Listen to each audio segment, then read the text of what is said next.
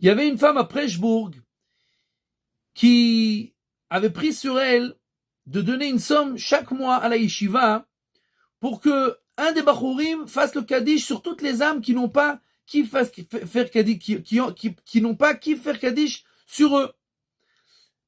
Et quand son mari est décédé et qu'elle avait déjà plus d'argent pour payer cela, et elle avait 3 filles encore à marier, et elle, même pour ça, elle n'avait pas suffisamment d'argent, elle est venue à la yeshiva et elle a imploré la direction de continuer à faire le Kaddish sur toutes ces pauvres âmes, et elle prenait sur elle que dès qu'elle aura ramassé de l'argent, la première chose qu'elle payera, c'est son dû, sa dette. Bien entendu, c'est pas une dette, mais elle a pris sur elle cette dette, et donc, ils ont été très comme ça touchés par cet élan de tzadikout, de pureté et de pieuté. Alors, ils lui ont promis, bien entendu, qu'ils allaient continuer à faire Kaddish. Quand elle sort de là-bas, quelqu'un l'arrête et lui dit, t'as l'air comme ça, un peu triste, qu'est-ce qui se passe? Il dit, de toute façon, tu peux pas m'aider. Il dit, mais raconte. C'était une personne âgée, comme ça, imposante. Il dit, écoute, voilà, j'ai 3 filles à marier. J'ai pris sur moi de payer à la yeshiva, mais j'ai même pas de quoi marier mes filles. Il dit, combien t'as besoin? Alors il dit une somme.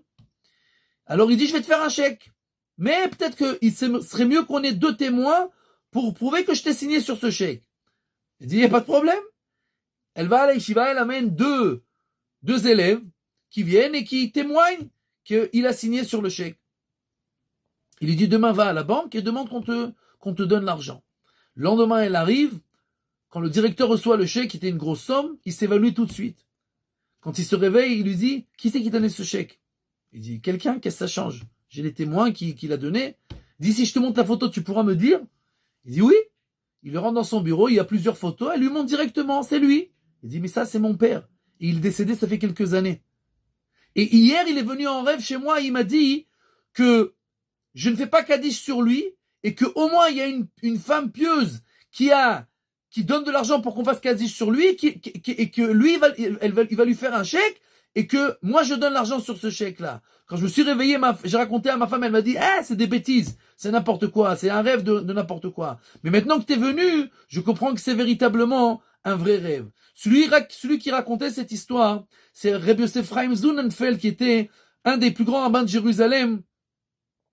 Et il terminait cette histoire en disant que un des 2 témoins, c'était lui et un ami à lui. Et donc, nous apprenons de là à quel point c'est important le Kaddish, de faire attention, de dire Kaddish, de répondre au Kaddish. On n'a pas le droit de parler pendant le Kaddish. Et Bezrat Hashem Yitbarach, qu'on n'ait pas besoin de dire Kaddish, jamais jusqu'à la fin des temps. Bezrat Hashem, qu'on n'entende que des bonnes nouvelles, tous les jours, tout jusqu'à la fin des temps. Bezrat Hashem, Psorot Tovot.